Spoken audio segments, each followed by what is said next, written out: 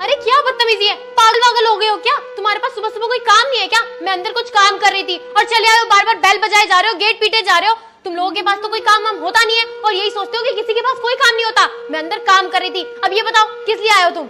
भिक्षाम देही। बहन, ब्राह्मण ने सुबह से कुछ खाया नहीं है, इसलिए तेरे द्वार पे आया हूँ ताकि मुझे कुछ खाने को मिल जाएगा। बहन, मुझे कुछ खाने को मिल सकता है?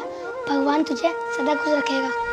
अरे तू पागल वागल है क्या? क्या बकवास लगा रखी है? मैं तुझे खाने के लिए किस लिए दूंगी? हमारे घर में इतना फालतू का खाना नहीं है जो हम लोगों को खिलाते फिरे और अपने घर पे जाके मांगना खाना। भिखारियों की तरह हमारे घर पे क्यों आ गया है? हमारा घर है ये, कोई धर्मशाला नहीं है। एक एक रुपए ना बड़ी मेहनत से कमाए जाते हैं। अरे तुम लोग क्या जानो, जाकर के जगह जगह भीख मांगते रहते हो और कुछ तो काम है नहीं तुम्हारे पास। चले जाओ यहाँ से, मैं तुम्हें कुछ नहीं देने वाली हूँ।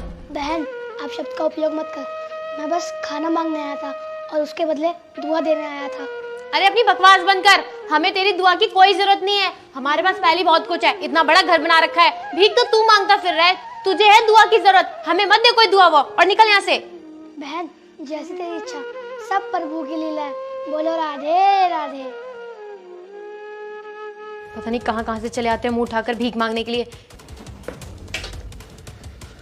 आ गए तुम? तुम्हें पता है पापा की तबीयत बहुत ज्यादा खराब हो गई है और उन्हें एडमिट करवाना पड़ गया हॉस्पिटल में। क्या पापा जी की तबीयत खराब हो गई है? अरे शिवानी, सारी प्रॉब्लम एक साथ ही आनी थी क्या?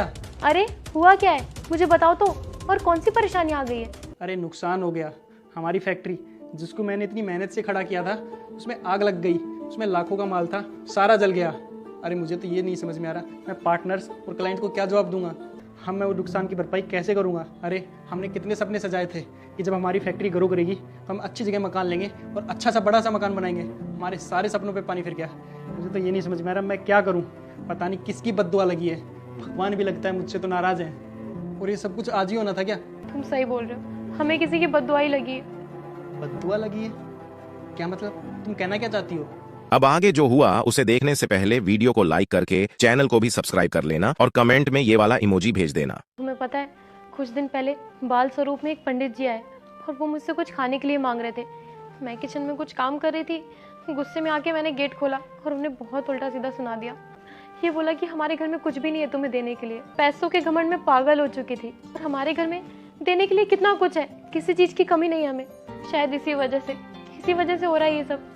उन्हीं की बद्दुआ लगी है हमें। शिवानी, तुमने उस दिन सिर्फ उन पंडित जी का अनादर नहीं किया, तुमने भगवान का भी अनादर किया है। और एक बात हमेशा याद रखना, जब भगवान देना जानते हैं ना तो लेना भी जानते हैं। हाँ, तुम बिल्कुल सही बोल रहे हो। तुम आगे से ध्यान रखना, कोई भी इंसान हमारे दरवाजे पे आता है ना तो उसे कभी खाली हाथ मत जाने देना।